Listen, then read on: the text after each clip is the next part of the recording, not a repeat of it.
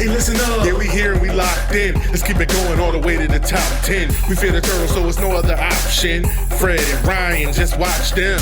Let's take it to the max. It's the shell and tell. They come with all the facts. It's the shell and tell. Let's take it to the max. It's the shell and tell. They come with all the facts. It's the shell and tell.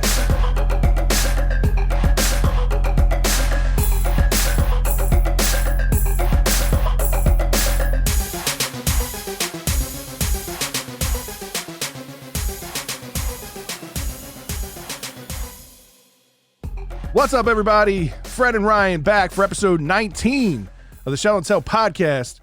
We got a big show in store for you today. Some things that we're both super excited to bring you. Yep, huge guest. We got Mr. Ellis McKennie on the show today. Yeah. He was very nice to record. You'll see 2 separate days of interviews with us. So please stay tuned for that. You're really going to enjoy some of his insights. Right, for sure. Can't thank him enough for being on the show with us again.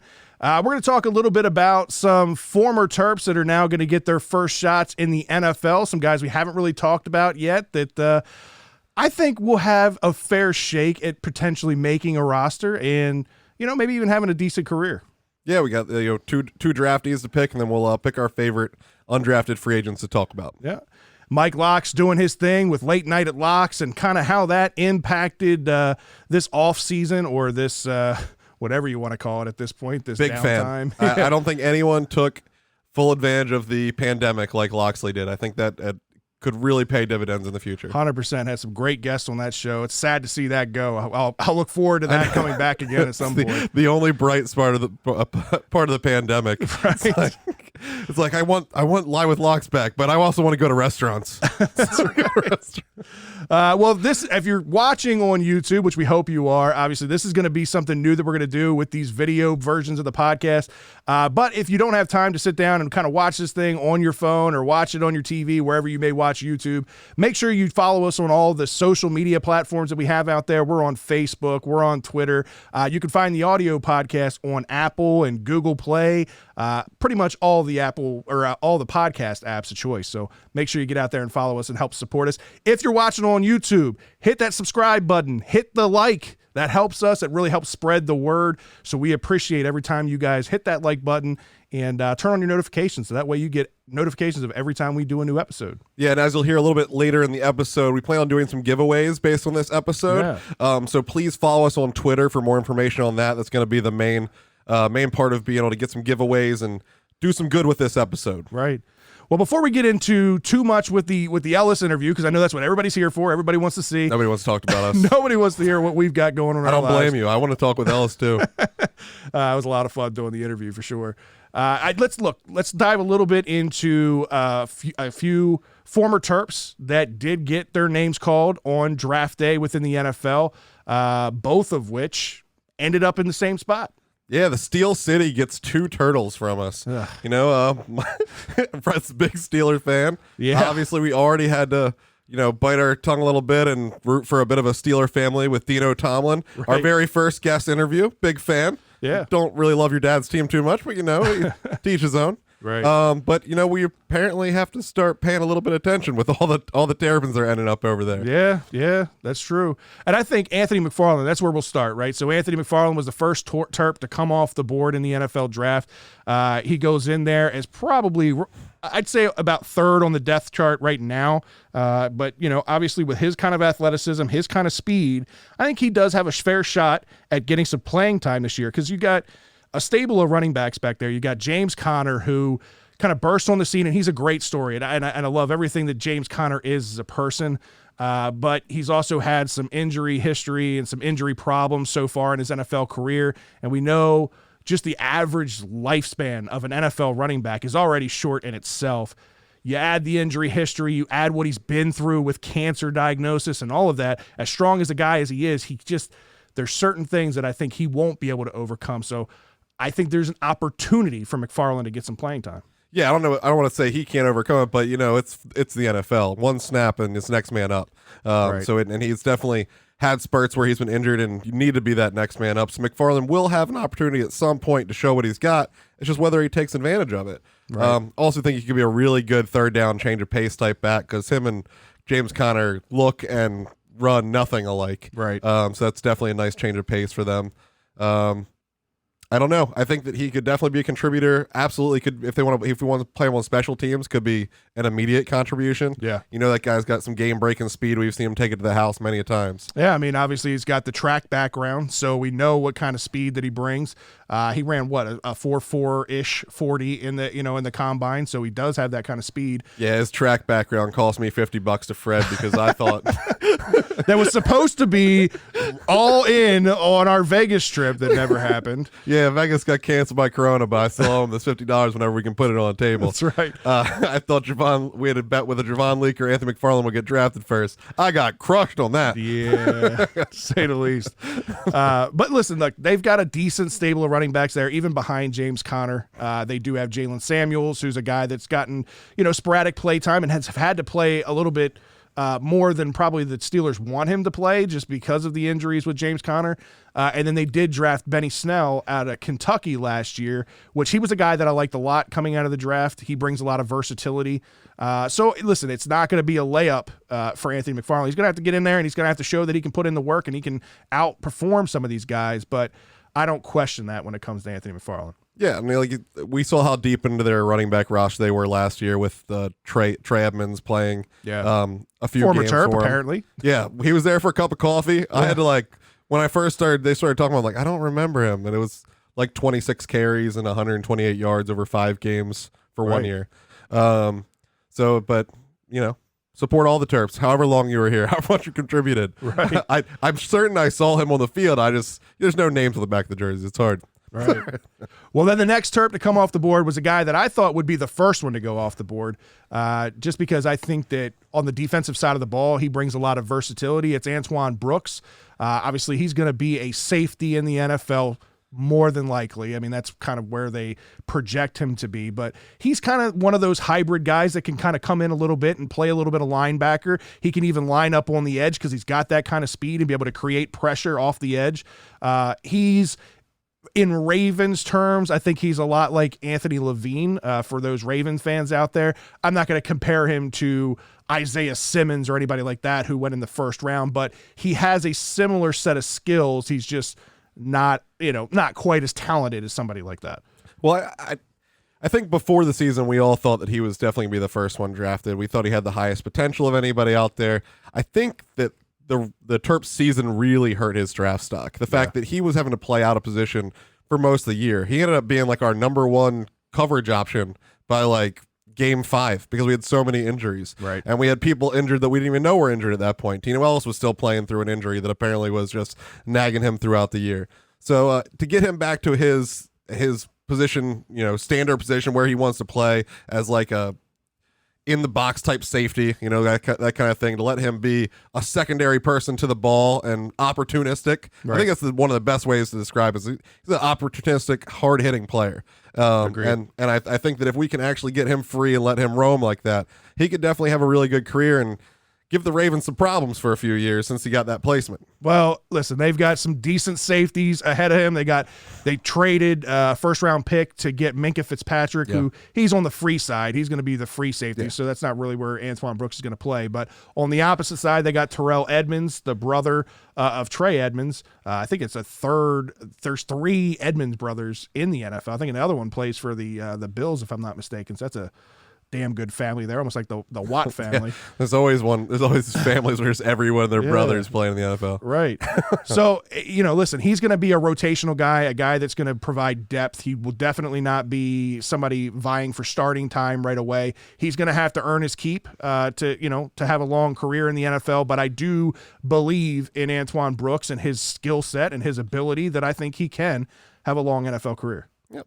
Well, instead of deep diving all the undrafted free agents, the 5 or 6 that we could talk about, I figure we just pick our favorites, and mine's pretty obvious since I already mentioned that I thought he was gonna get drafted before Anthony McFarland. I think Javon Leak could have a very good NFL career. I don't love where he decided to sign with New York Giants because obviously he's not gonna be their number 1 guy. I don't see him knocking off Saquon Barkley anytime soon. No. But he could absolutely be a contributor. He could play a big role in special teams again. Another guy that we've seen do really well in that area.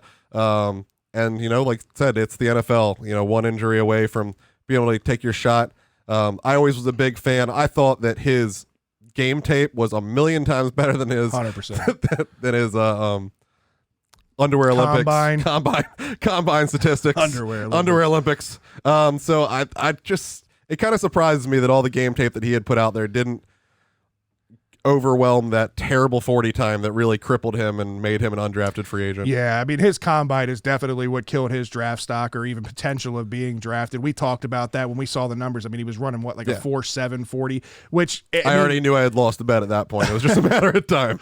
Yeah, but listen, I mean, when you watch him, and you and I are there every week, and we watch him, he's got game-changing type speed. It just doesn't equate. You could tell when he was at the combine that those types of drills were something that he wasn't comfortable in. You could tell he was stiff. He was running upright. He didn't look fundamentally comfortable through any of the drills. But listen, that's why I think the combine results are overrated. Yep. I don't remember any time in football where you're standing there in your underwear, putting your hand in the dirt and taking off in a straight line. That's not how football is played. I get it. I get it as an evaluation tool, but I think teams and GMs put a little bit too much value into it. And it's a lot of the reason is because sometimes that these guys, there's just so many players out there to scout. Yeah. Right. There's so many players out there to watch tape on that, when you start getting into these later rounds in drafts and you're trying to draft to a need, right? You're just looking at what you have access to. You're looking at quick tape. You're looking at numbers that you see on a combine, and then you're making a quick judgment on a player. Yeah. And I think that's where Javon Lee kind of came up short. But 100%, I agree with you. I think that from a running back standpoint in New York, he's not going to see the field very often. But I do think that he can bring a lot of value in special teams, especially with the NFL going to this kind of expanded roster now where there'll be a couple extra positions available. Somebody like a Javon Leake who can impact the return game will be huge, I think, in New York. Yeah, I mean, to see the difference between Ty Johnson getting drafted in the 6th or 7th round the year before because he had a good 40 time, not even at the combine, that was his pro day 40 time, I think that got him drafted. Right. And then Javon Leake. I mean, if you put the tapes together, Javon Leake is much more well-rounded running back. He's got all kinds of skills. Ty Johnson was a speed, just around the corner. That's what we did. If the corner wasn't there, it was over. Right. So I definitely think that for it to be undrafted versus 6th round in the 40 time was the only thing they looked at really on that. Agreed. So for me, my favorite undrafted free agent, I think it's got to be Tyler Mabry. And I think it's more so, you and I had talked about this. I think that he was severely underutilized here at Maryland. He was very big at the University of Buffalo in their offense, and he's got the physical size. He's got the physical tools to be an NFL tight end. I think he went to a good situation in Seattle. Now, Seattle traditionally doesn't use the tight end position as much as what we're accustomed to here in Baltimore, but I do think anytime you have a Russell Wilson throwing you the football and you have the kind of athleticism that Tyler Mabry has over the middle, I think he could be a valuable target for them. Yeah, I think he was hurt twofold. Number one, our quarterback play was terrible last year. It fell apart after game 3, and it just never got back together.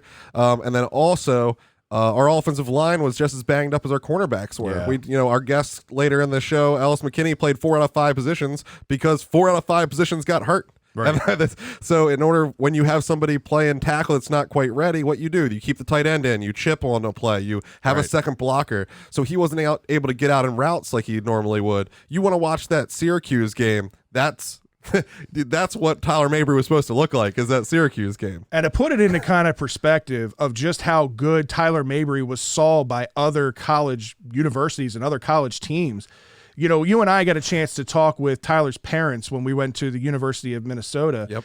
And they told us firsthand, like, it was literally between Maryland and Alabama. Yep. The University of Alabama, they went to Nick Saban's house. They went through the whole recruiting process there. So for a team like Alabama, who was going to be seeing him only for 1 year, they weren't going to bring him in for 1 year to sit the bench. They were going to bring him in to use him in the offense. So I think this is a guy that's flying under the radar that even if it's not with Seattle, he will have a good NFL career. Absolutely. They talked about how they went to the lake house with Nick Saban, and they even said that they walked him into the Alabama stadium, turned the lights all on at night and everything. Yeah. They rolled out the red carpet for him. Seems like mom and dad wanted him to go to Alabama more than Maryland. I'm glad he came and showed out for us a little bit, but for him, maybe it would have been a different story. But you never know with football. And any turn of the ankle could be the end of your career. That's very true. And then I don't want to not mention this guy because I think 1B for me is a guy that, again, I think went to a good situation for the position that he plays. That's Tino Ellis signing with the New Orleans Saints. I think the Saints have some depth issue at cornerback, so I think that's a good fit for him. It's just we don't know enough about Tino Ellis and how he's come back from the injury and how he's going to perform and all, but athletically, this is a guy that was highly recruited out of high school. He was a wide receiver in high school, converted over to cornerback, and did a really good job here outside of his senior year playing hurt. Yeah. I think to improve both his sophomore and junior years, so we had big hopes for the senior year. Maybe all that performance issue was his injury, and hopefully it was for his sake, and he can continue with a good career. But I do think New Orleans is a good landing spot for him as well. All right, well, staying with Tino Ellis and the New Orleans Saints, we got to talk about the Live with Locks show, right? This was exciting. Like it was completely revolutionary. I don't see any other college coaches out there doing anything like this. This is a way for Locks and the University of Maryland to kind of use social media as a platform to get more exposure. So I was a big fan of all these episodes, but I know you and I had kind of talked like who would be one of your favorite guests. And I think for me, really it came down to the finale. To pull a guy like Sean Payton, the head coach for the New Orleans Saints, is a big get. I didn't even realize he had Maryland ties to the university. Granted, it was literally just to take a shit and leave. But, I mean, he was here at least for a couple of days. There was a contract written. Right. There was a contract. So we could put that in our back pocket. It's like Sean Payton has University of Maryland ties. I had no idea. No idea. So who was your favorite guest through this whole Live with Locks program? Man, there was so many to pick from. I mean, he had heavy hitters, like you said, Sean Payton, Sugar Ray Leonard, Cal Ripken. For me, though, I think kind of keep it simple. I think Bruno Fernando was a huge guest. It was really fun to talk to. He is just as personable sitting down in an interview as he seems on the court with his boys. He's just such a likable guy. Yeah, he's just like bubbly, pleasant character. Bruno, come talk to us. Right. Love to have you on the show, man. Anytime. Big time, man. Yeah. And then the most interesting interview on Live with Locks we got to talk about, because I was hesitant. I had questions on whether this was a good idea, but Dwayne Haskins being brought on Live with Locks, I was like, I was hoping you were going to bring him up. I was hoping. You guys know I haven't been the most glowing review of Dwayne Haskins. That's putting it mildly. I feel bad about it. I always have, because again, like no, you haven't. You haven't felt bad about it at all. All right, now I feel bad about it. After Live now with Locks. maybe you do. But I've always talked about how, outside of Dwayne Haskins, you never just want to crap on these 18-year-olds for their decisions. And I've always somehow excused me crapping on Dwayne Haskins with he single-handedly came in here like a spy and just took all our players to Ohio State with him and had some like he planned that stuff, Yeah. And first of all, it was a man decision to come on Live with Locks and face what was going to be a mostly Maryland crowd. So that was a grown man decision to just do that. And what did you learn from the interview? I learned that it really was Locks. I mean, obviously there was hints to that, and I guess in my head there's always more. And I've been a Maryland fan. I love Mike Locksley, but I'm a Maryland fan first. If Mike Locksley decides to leave and go coach the New Orleans Saints, I'm still going to be a Maryland fan. So it's hard for me to just completely differentiate when a local kid is picking the local school specifically for the head coach, because again, the name on the chest is who you're playing for in my head. So I guess I put too much credit in that, but hey, if Live with Locks has that, or if Mike Locksley, whose now name is Live with Locks, has that much kind of pull with these local kids who, again, a lot of his interviews were players that didn't even play for the school outside of Haskins, didn't even commit to the school, just were local DC, Baltimore kids that Mike Locksley had a relationship with, beforehand in high school and continues to have a relationship afterwards. Yeah. So it's been really cool to see. I apologize for most of the things I said about Dwayne Haskins over the years. Well, listen, I mean, if you think about it, right, maybe it all worked out for the best. Haskins goes on to Ohio State, has a great career at Ohio State, gets drafted really high in the NFL, so it works out for Haskins, right? Think about it. If Haskins goes with his commitment and goes to the University of Maryland, where he originally committed to, does he have the kind of career that he has in college, that he had at the University of Ohio State? Does he get drafted as high as he is? And does Loxley ultimately end up back here? That whole thing changes. Like, the whole program changes with a guy like Dwayne Haskins, right? Yeah. I just don't know if everything works out the way it works out and Lox ends up here as the head coach if Dwayne Haskins is here. And we're going to replay it all on July 4th because Mr. Caleb Williams is announcing his commitment. And we're all pretty sure it's not Maryland, but if it is, that's all Lox. Yeah, that's all Lox, man. That's the other beauty part of this whole Live with Lox thing, man. It's just, again, you see a lot of players commenting on the post live while he's actually there, and it's such good exposure for the squad and for the university. I hope this is something they continue for years on end. Well, we both agree Live with Lox was a big step, something very good for the program. Yep. Love the look in. Another look in we had in this offseason was Locked In. Locked In featured heavily our next guest, the reason that all of you are here looking at mine and Fred's ugly mugs. The most anticipated interview for the last month, I feel like. We've been trying to put this out. I swear. We're not teasing. We just had a lot of things going on. The world's changing. You all know that.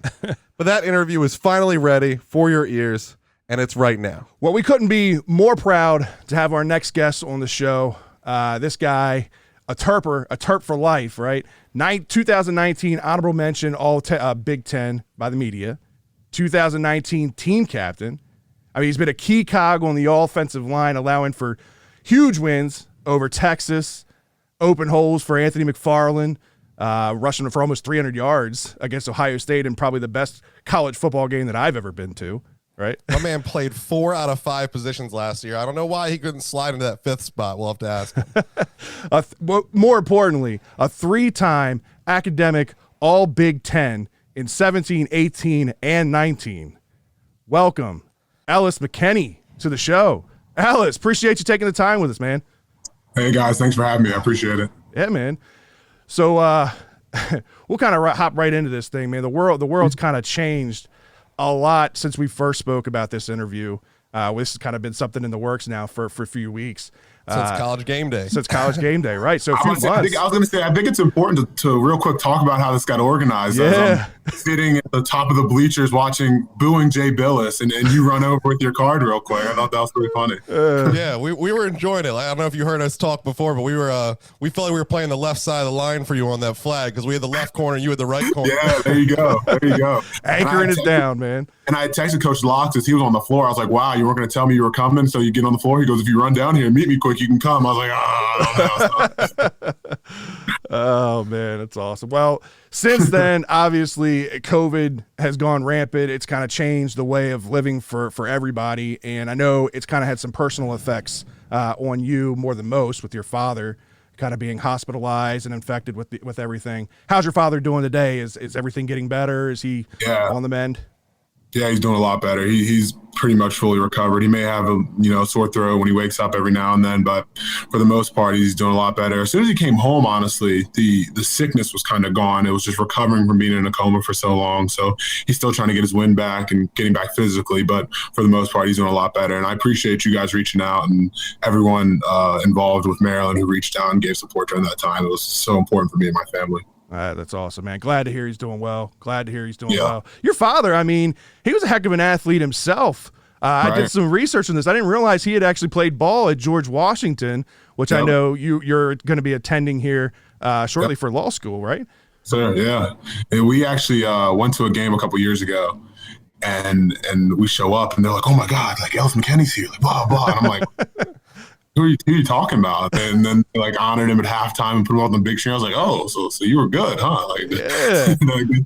I guess when he used to show me his tapes when I was like a little kid, I ignored it back then. So it kind of like reminded me who he was, right? Yeah, I saw that clip. I mean, he was 16th all time in passing, 9th in assists, and 4th in steals.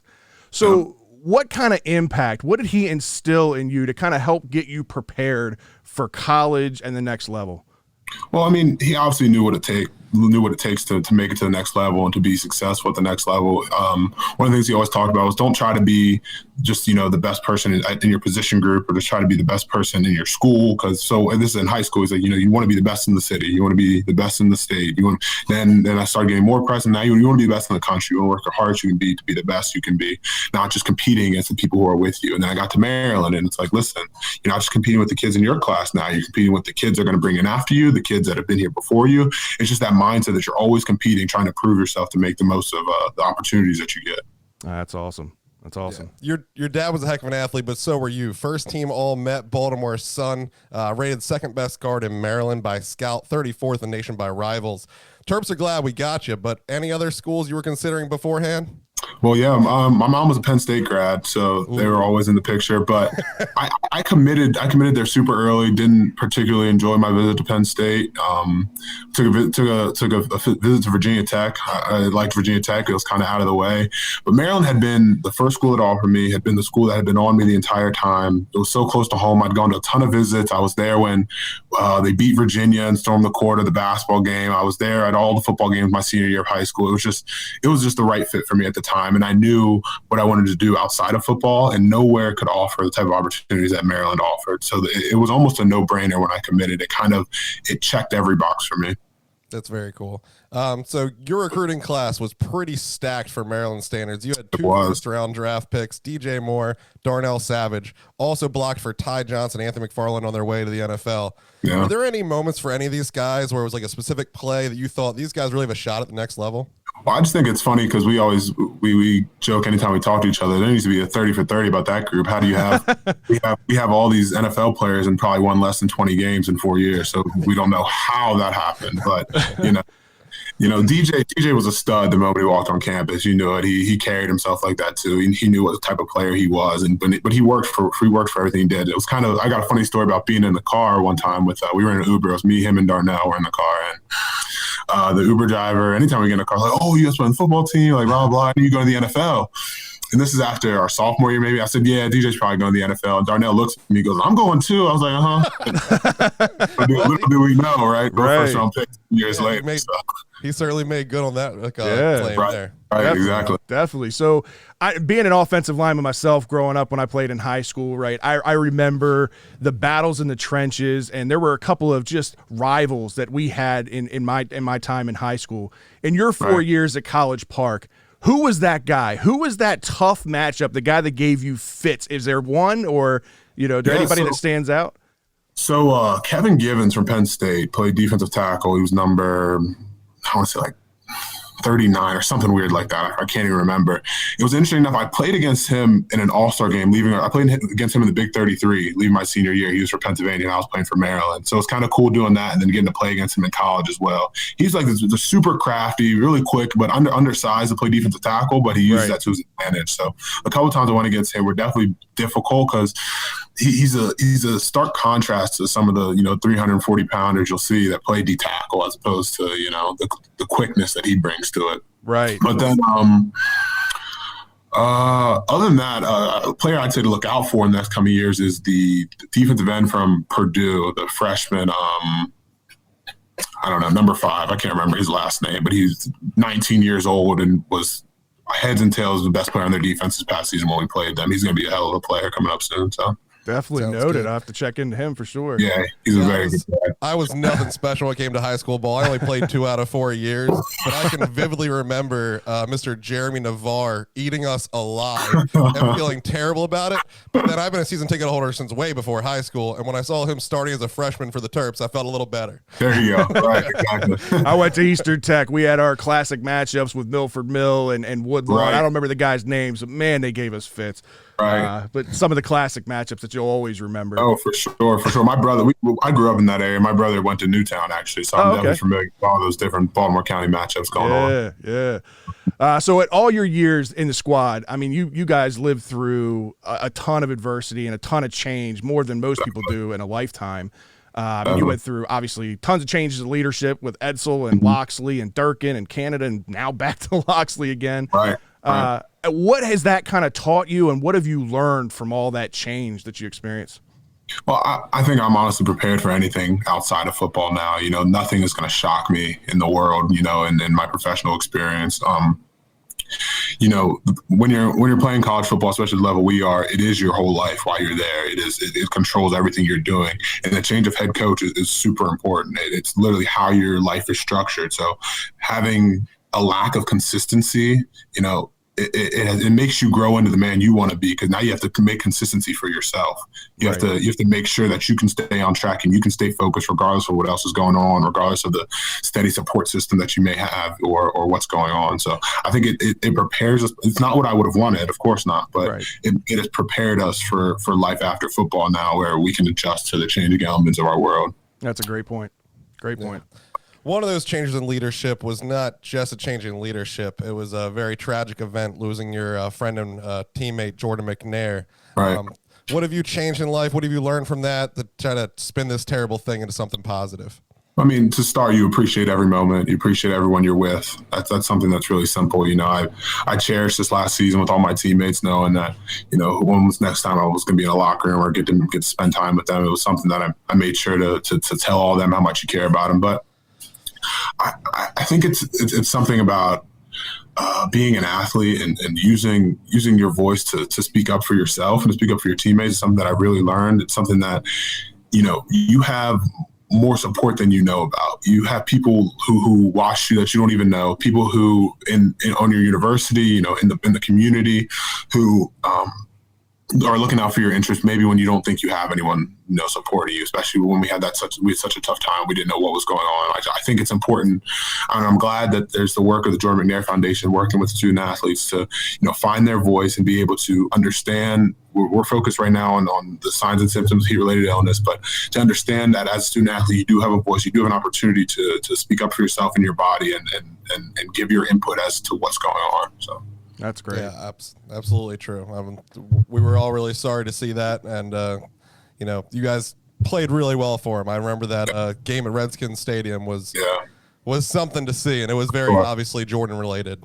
And a little plug, Jordan's dad is releasing his book very soon called Can My Child Play, which will recount a lot of the events of what went on there. And I got to write the foreword for the book, so I'm pretty excited about it coming out. That's awesome. Very cool. Well, you just sold two of them, and I hope our fans definitely look into that as well.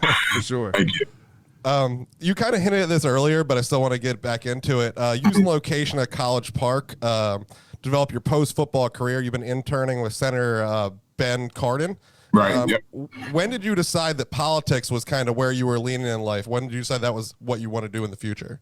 So my dad, although he doesn't do it as a profession, was a political science major at GW, and so we were always politically engaged in the house. Growing up, we had placemats with the president's states on them. That'd be Monday, Wednesday, Friday, Tuesday, Thursday at dinner. Our plates would have the map of the U.S. and we'd play games before dinner, trying to who can write the capitals the fastest or who can write the president's fast, stuff like that. And so we were always very engaged growing up. And then I took a AP government class my senior year of high school that kind of reinforced what I already knew about myself. That I kind of was interested in politics, interested in making a change and speaking up for others and things like that.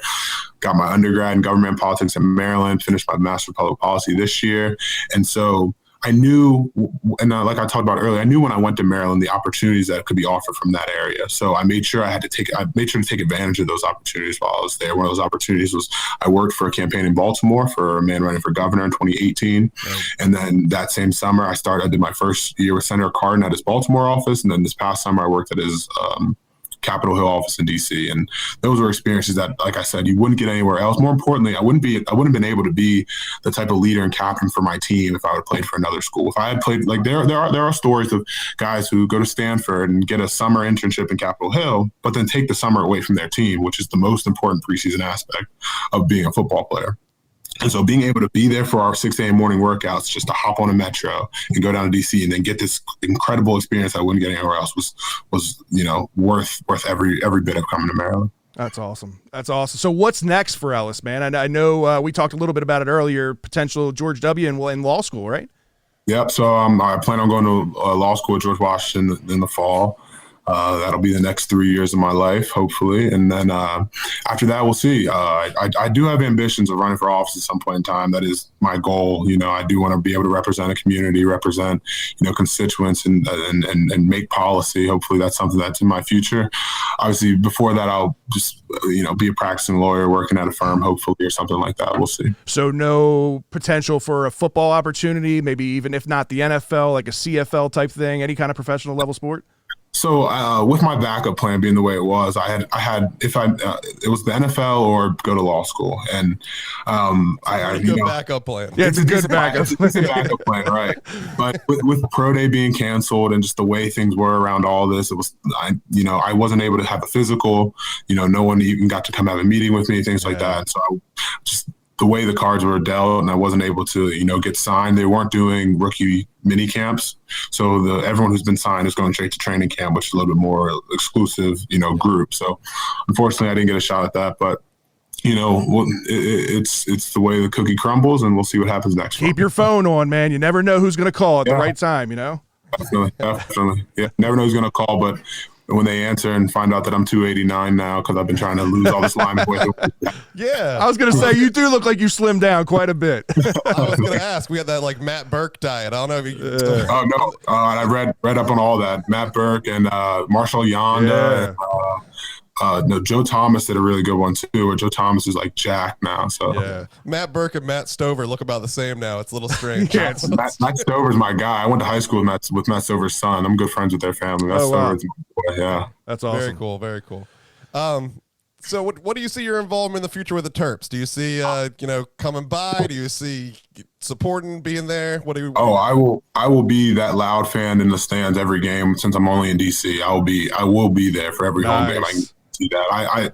I love the University of Maryland. I love my classmates, my teammates. Just the spirit of the school. I was at every home basketball game since I've been there. I will be around, that's for sure. I'll definitely be involved, whether or not I doubt it'll be in an official capacity, but I will definitely be in attendance for sure. No, we love seeing the support from any of the students. Maryland football need a little bit more help from our students some of those games, but it's good to see you out there. And I know you're gonna have a field pass available to you at any point, but if you ever want to get a little bit different view and come over to the visiting sidelines and be 3 rows off their bench, open ticket invite for you anytime. Wonderful. Section 7, man. We're always there. I hope we're recording this. I'm gonna bring this up. Absolutely. I got 12 tickets. You're more than welcome. We might give you 2 seats in case that diet doesn't get away. Right. So you kind of mentioned summer being the most important time for a football player, but right now we had a huge December entrance class, and I was really excited to see these guys get into spring ball. Of course, COVID, as we talked about, had different plans. For sure. You got to run us through the normal spring ball, what they're missing out on, and what you think they can still get from what's happening now, which is basically just Zoom meetings. Yeah, so they did get a good bit of the winter workouts, which is the first 6 weeks of the spring semester. And so I didn't early enroll, but I know what my first winter workouts were like, and I had been there for a whole year already, and they are brutal. 6 a.m. workouts. You're so far away from the season, so there's no saving your legs. There's no making sure you're all right for Saturday. So you're getting hammered every day of the week, waking up at 6, doing a workout, running at 3, still doing classes, all this different stuff. And so winter workouts is really, especially if you're just coming out of high school, is a hello, welcome. You're a college athlete now. This is your job. This is an everyday thing. Because that's one of the funniest parts about I remember my freshman year. Usually in high school, you finish the football season and you don't think about football till the next summer. Right. You're not thinking, it's not January thinking about football, right. But it's just right back to it. So that's something that'll definitely get them acclimated. Spring ball is its own animal as well, though. That's where you really get a hold of the playbook. You learn more about the speed of the game. You learn more about your teammates at that time. It's 15 practices, over 5 weeks. So spring ball is something that it's upsetting that they don't get it, but you have to also have to look around the country that they're not the only team who's not doing spring ball. So hopefully doesn't work too much to our detriment. But we did, like you said, there are a lot of early enrollees who we were hoping were going to have an impact this coming season. Like the kid Ruben who showed up, looks like he's been there since he looked like a senior when he walked in. I was like, oh, we got a new grad transfer apparently. Big fan of Ruben Hippolyte. Found out he's 19 years old. I was like, oh, all right. Ryan is his number one fan. Like he started the Ruben Hippolyte fan club, I'm pretty sure. I did a Ruben Hippolyte workout parody video and tagged myself in it that he enjoyed. I was on the beach running in the water. Pretty funny. Yeah, my fat white self. So what's your take on all of these virtual meetings? Like, do you think these players can benefit from these virtual meetings? They can, but it's on an individual level. It's if you take it seriously, you know, that's the same thing with classes. It was all if you're going to log in and be engaged and learn the information, you can definitely benefit because there's a lot of X and O's that goes into it. But, you know, if you're going to log in and, you know, be on your phone off to the side, who knows? Yeah. So it is on an individual player by player level if they're going to take these meetings serious. I know Coach Locks has emphasized the importance of it. You know, I'm still in a group chat with the offensive lineman where they're texting about meetings. Like, I can't believe we got a third meeting today, you know, stuff like that. But, you know, so. Okay. Well, that's a good transfer to one of our. So we're done with our questions. We reached out to some of our top fans, which wanted to find out what they had to do. Yeah. This is the one question that we did not give you a heads up on here. Mr. Mark Hinman, big time fan of the show, wanted to get your guys' opinion because we all talk all day. We want college football. I want to sit in Section 7 this fall. I don't care if they spread out us season ticket holders because there's not that many of us, or if but I want college football. But he told me none of us are asking the guys. None of us are asking the team. I saw maybe one tweet from DJ Turner that he wanted to get on the field, but really outside of that, I haven't seen much opinion. What do the guys think about this fall?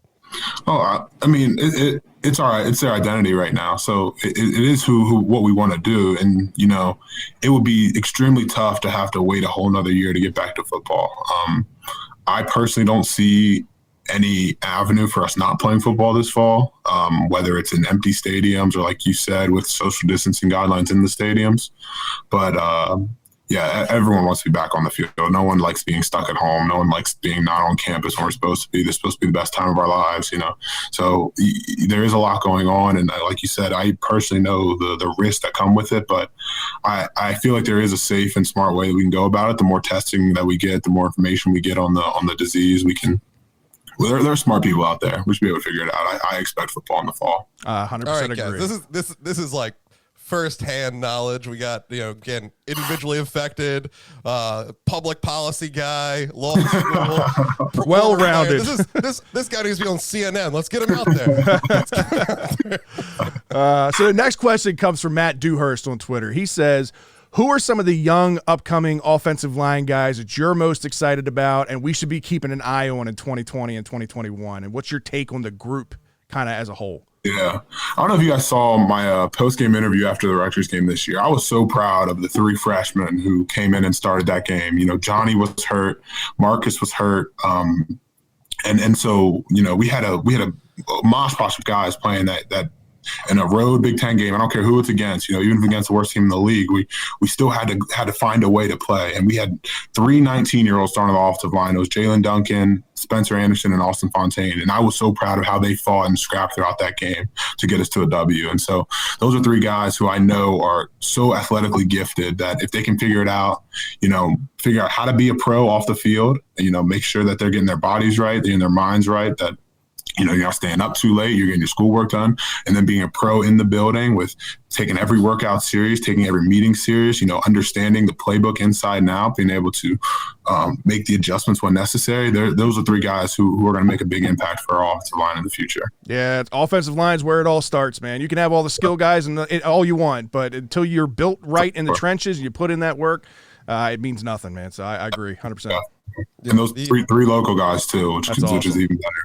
Right. That's cool. This offseason is definitely a time of accountability and like figuring out on your own. I saw a Twitter video of Marcus Finger doing squats with a pig on his shoulder. I'm sure that came across your feed a little bit. That guy's a character. That is a character. Me and Marcus Finger are in a competition for most TikTok followers, so we'll see how that. I can't say I've followed either one of you, so maybe I'll help both of you out. I'm ahead by a lot. Don't worry. that works. Well, out. spread the word. All right. Next question from Bacon Mayfield on Twitter. If you could put your finger on something that seemed to change after that Syracuse win, what was the change? What was the downfall of the season? I guess is the base of that question. You know, there's a lot you can answer. I'm not on the team anymore, so I probably can be a little bit more blunt than I normally would be. But yeah, there's inconsistencies at one position that we had a lot of guys playing quarterback. We had a lot of different guys taking snaps during practice. A lot of guys get injured. Josh got injured in that Rutgers game. I don't know if he ever physically or mentally recovered from that. Pig had lost a little bit of trust coming out of training camp. Didn't win the job, and so when we tried to put him back in there, it was just didn't know where his head was at. But then, a lot of blame goes all around the offensive line. We had to do a better job protecting. We started to get into a part of our schedule where you had to be super focused on the schemes, and perhaps we weren't the way we could have been. I can't comment on defense. I'm not in those meetings. I'm not. It's funny. You're almost two different teams when it comes to that. You meet different, you practice different. The offensive defense don't really do too much together when it comes to football wise. So I wouldn't be able to comment on that, but I wouldn't say it was a mental shift. It was never that. We went into every game trying to win every game, obviously, with the same mentality, with the same pregame, same week of practice. I just think execution-wise, we didn't get it done, and hopefully that's something that they're going to improve on in the future. So. Yeah, there were definitely huge injury issues. Like I said, you played 4 out of 5 positions of that offensive line, and that wasn't because they couldn't figure out what you were good at. That's because people kept falling. Had to move you around. And then the cornerbacks on defense were depleted completely. Just every week we had somebody else going down. And hopefully that works to our benefit now because we had 2 freshmen starting a lot of Big Ten games that year. So. Yeah, I see real big things from Mr. Nick Cross back there. I like seeing him on the field. Nick Cross is a stud. Nick Cross is it was going to be interesting how he worked out the spring because I believe he was going to run track, and so I'm interested in it, but that didn't happen. So yeah. So next question comes from Teddy Terp Teddy on Twitter as well. This is a question I know a lot of people have asked. What makes Locks the guy, and why do you think people are buying into his vision as a whole? And kind of what he brings to the program. Yeah, Coach Locks can relate to us. This was one of the big things. He knows what it's like to be from this area, to represent Maryland. He's represented us on 3 different occasions now, And so when you feel that, you kind of have a different level of respect for someone who's been there, who understands what you're going through, not just as a player, but as a man growing up. But also it's the way he's built these relationships as well. Yeah. Under previous coaches, I had a coach for 2.5 years, didn't have his phone number. I'd never been to his house. I was in Coach Locke's house 2 weeks after he got hired with the rest of the team, having, our cookout and barbecue. Coach Locke's FaceTimes me, probably 2-3 times a month now. And I'm not even on the team anymore, just, keeping and cultivating that relationship. He's the type of guy that understands the importance of these individual relationships on the team. And so I think it's that along with, his recruiting prowess. He convinced me to come to Maryland. So, he's obviously pretty good at it. Yeah, so that's kind of obviously been the big thing with him was coming in here was his local ties and his ability to recruit. So we've got a heck of a 2021 class coming in. We've got 4 4-star on the defensive linemen alone. You get the big transfer. So in Talia, what kind of impact do you think Talia is going to have on this team as a whole? Well, anytime someone like that comes to our program, that comes from a winning program like that, they'll understand what it takes, and especially as important of a role at quarterback, where it's required that you be the leader. Whoever does end up winning that job or playing quarterback in the fall, you have to be able to take command of the team from inside the locker room and then on the field as well, and gain the respect from everyone else. So he's obviously seen that. Grew up in a house with a kid who did that really well, obviously, and won at the highest level doing that, and so he'll have an upper hand and a bit of a bit of experience. Being a leader, and hopefully that's something that he can bring to our team. And do you think bringing a name like that will have a trickle-down effect in bringing other recruits along with him? Oh, for sure. Easy. That all it takes is one. It really does. It takes one guy to say, okay, enough is enough. I'm going to go change this program. I'm going to do the dirty work so that, I'm a walk so others can run. And Stefan looked like Stefan did that for a little bit, and then kind of trickled off a little bit, and now Rakim's coming, and then Talia coming as well. Hopefully, this is the start of a new wave for Maryland football. I'm really excited to see what they do. Yeah. You were a big part of the Locked In mini pod they put out. Yeah. I've been following the Live with Locks. It kind of struck me when you were saying the relationships with you post your football career. That's really shining through with this Live with Locks thing. I mean, he's bringing in guys that played for Duke, guys that played for Alabama, people that played for not the schools, but of course he still knew them and interacted well in high school. Yeah, and it's cool how locally connected he is too. So I'm really good friends with Francis Tiafoe, the tennis player, the professional tennis player, who's from Hyattsville, didn't go to high school, didn't go to college, went professional at the age of 16 or whatever. Plays in Wimbledon and U.S. Open every year, all that kind of stuff. And he's been a good friend of mine because he hangs out around College Park because he knew some of the tennis girls that went to Maryland, but he didn't really have any high school friends because he didn't go to high school. So he became friends with a bunch of us and would hang out with us on the weekends and things like that. And then one day at practice, I'm taking a snap and I look up and he's on the sideline. So I run up and said, "Hey, well, what are you doing here?" He goes, "Oh, Locks was a mentor to me when I was, 13 years old, coming up, talking about going pro. We talked a bunch." I said, "Wow, that's incredible. Like to get to be that connected to just different parts of this community." And Francis was on his live a couple weeks ago. I'd like to think I produced that. I texted him, said Francis need to be on, but yeah, if I kind of feel like I'm just that fan guy that just feels like we win every offseason. I'm so excited. I'm waiting for it to convert and us to have like a good fall again. Of course, I saw some great times at Maryland. I've been here 21 years, so I saw a bunch of 10-win seasons back in Fox's first era. So I think we're going to get there again. I'm really hopeful. I hope that this COVID gets out of the way and we can see a nice step this year. And 2021 is going to be fun. I do, and I think we see a fan base that's ready for some winning football. That Penn State game didn't not the turnout, not the final score, but the hype that it built, the tailgate was awesome.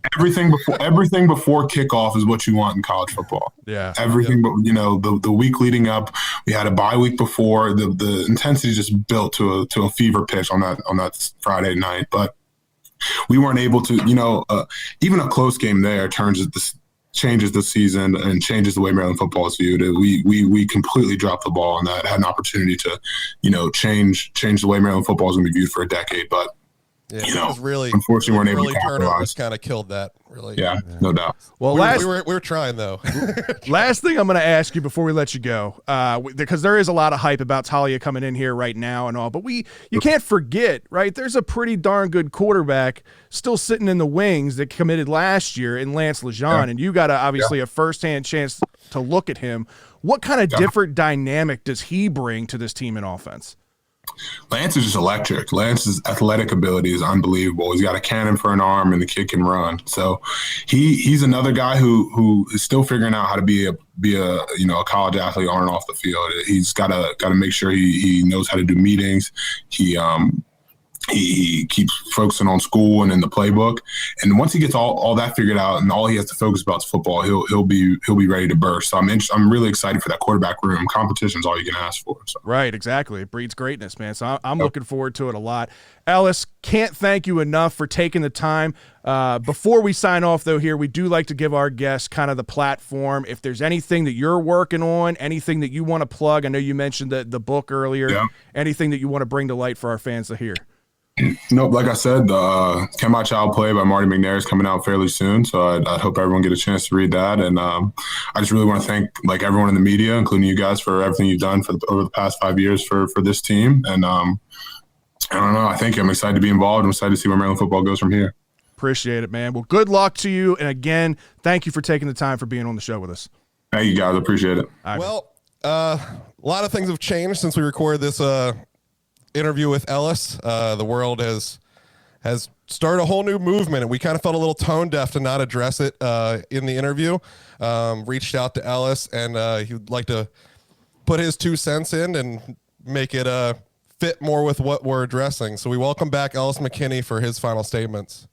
Yeah, guys, thank you so much for allowing me to have this opportunity to speak. Again, like you said, I'd feel remiss if we didn't put this section in after so much has happened during the editing process. I, along with many of my teammates, have been a part of a lot of these protests. I went to D.C.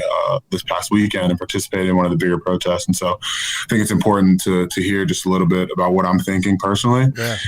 I know that when I was in DC, there's a lot of anger. There's a lot of upset people, around this country about the way our system hasn't improved, about, police brutality and racial injustice, things of that nature. But personally, being at this protest, I see a lot of hope and a lot of optimism in our country.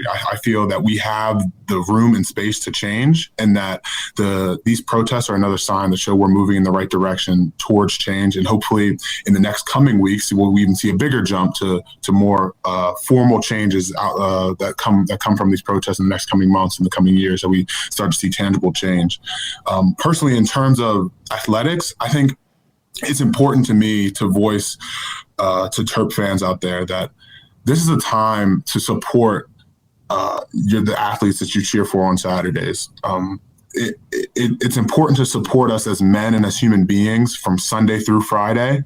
And even though you still cheer in the stands on Saturday, we go through so much behind the scenes, and we are still people. We don't just wear a jersey and helmet every day. There's so many things that we face, all these, we're not immune to things of the outside world. And it means a lot to see Terp fans supporting us outside of the football arena, and especially in something like this. And so, again, I must say how important it is to not just cheer on Saturdays. If you're going to stand up and use your voice for us on Saturdays, we hope that you're an ally and standing up and using your voice for the members of our team who go through this type of stuff every day. Yeah, it's super important. We talk about, the name on the front of the jersey, and that's what it's about in the team sport. But you still have a name on the back of the jersey. You're still a man. There's still things that, your teammates can feel empathy for, but aren't experiencing. Maybe we've seen a lot of melting pot type comments about the locker room. Really good to see everybody coming together. I walked down to the Black Lives Matter protest. I was actually working downtown. It was a couple blocks away, so I just walked down and showed my support on a break. Couldn't really be there because I was at the hospital, but definitely show my support. It's really good to hear your take on it. Fred, you wanted to talk? Yeah, I was going to say, I just think it's good for people to hear somebody that's actually been down there and been part of the protest, and hearing the good that's coming of it, because I'll be honest with you, the media doesn't paint that picture. The media paints a totally opposite picture, and I think that's obviously the wrong way to go about it. So it's very good to hear from you specifically that there's a lot of good, and there's a lot of good images coming from this protest. Definitely. I think, and I was in high school when the Freddie Gray riots happened in Baltimore, so I was really up close and personal with those riots as well. And you saw the riots happen. A few months later, it kind of stopped talking about it, and then we almost forgot. And now we're here 5 years later with the same issue, with the same type of protest, but it looks like this might be in it for the long haul. We've seen protests day after day after day. We've caught, more importantly, the movement has gained allies. It's caught in the eyes of people who this may not affect. Right. And I think that's the important part is, like I said, those who don't know what's actually going on, it may not affect their everyday life, to understand that there are people in this country going through this type of stuff. So. Yeah, it's amazing to see the social media feeds being so much different than actual media. To see people said it was a very diverse crowd there marching. Yeah. It's really huge. And there was a lot of talk about how different the protests were in Baltimore this time than the Freddie Gray riots, and that this was, again, just media garbage, but they were talking about how some people have lived through these Freddie Gray riots and saw that it wasn't all that effective, and it took a very peaceful turn in Baltimore compared to many cities across the country. A lot of that stuff, again, we have seen is not the protesters starting some of it. Of course, there's always people that are going to take advantage of things like that. There's people that take advantage of protests, hurricanes, floods, whatever it is. There's people that are going to take advantage of all colors, of all socioeconomic statuses. We've all seen the lady run out of Target with her 2 lamps. Exactly. So there's always opportunists, but for the most part, people are at least there for good. Of course, tensions run high and things happen, and people are baited into things. We've definitely seen, of course, this is huge, and the racial side of it is most of it, but there's also just this police brutality where we've seen these old men being shoved to the ground and all these things that just don't make sense. My job, I don't like to talk about it on here much, but let's just go for it. I'm an inpatient psychiatric nurse. I've been punched, spit, kicked, cut, all the things that the police deal with every day. I mean, theirs is a higher level, but it's happened, and I'm not allowed to swing on anybody. I'm not allowed to chokehold anybody. There are ways to safely do this with some people. Of course, if you're overmatched and things happen. There's things I have to do. But when you see them doing this to little girls and like old men with canes, it just doesn't make any sense. Like we need some people thinking first. That leads right into part of the solution, which is, police reform, and in whatever way, shape, or form that turns out to be. A lot of individual municipalities are deciding it, whether that's changing how the education of police officers is, whether that's raising the there have been people who say raise their pay and raise their expectation, which is an interesting option. That's me and Fred had that same conversation. Yeah, I took a stance. Job. I took a stance on my Birdland BS show exactly about that. That I think the problem is there's people that just don't want to be Baltimore City, using that as an example because we live here, right? Nobody wants to be a Baltimore City cop because the money isn't there for them. And then because nobody wants to be a Baltimore City cop, they have to lower the bar. They lower the expectations. And that's how these individuals get into power positions like that. I spoke with a friend of mine and I spoke with his father who grew up in New York City, and he said, "Listen, I grew up with the same crowd, with the same group of 4 guys. They all did the same 4 things. They were all, grew up in the neighborhood, petty theft, stupid stuff growing up. 2 went and became gangsters. 2 went and became cops. They're the same 4 people. It's just the way it worked. But right. It's just it's interesting how now." With a gun and a badge, how you kind of change your mindset and how big of an impact you have just because when you join that post. And even the best intentioned person put in that position, if you watch your superiors or you watch veterans getting away with things day after day, you take the easy way out. You do those things too because they've set that bar there. I see it in a lesser point in my job. Like if you let somebody else get paid and they're taking the easy way out, you want to do it too. Like you eventually will lose that moral drive that put you there in the first place. So yeah, make it high paid, make it high requirements, and then get rid of anybody that breaks that no tolerance policy. Once, twice, I don't know what it is, but not the 13, 15 times we're seeing now, that's for sure. Yeah, but I also want to mention, not off topic, but a little bit off what we were talking about, how proud I am of our football team. The leadership council put together that statement after speaking with a number of different players and talking with Coach Loxley. I don't know who wrote it personally, but that statement was very well thought out, and it put actions forward as what they're going to do as a football team to help improve. Coach Locks put out multiple statements about it. You've seen other programs who haven't handled the situation very well at all. And so I am proud to see the way that Maryland football has been handling the times right now. 100% agree. It's good to see, and it comes from the leadership. I mean, I saw your tweet out. We have an African American president, an AD, and a coach. People in leadership understand this and are in a good spot to help everybody else also talk about this and get involved. So it's a good place to be, and I think they did address it very well. I mean, Indeed.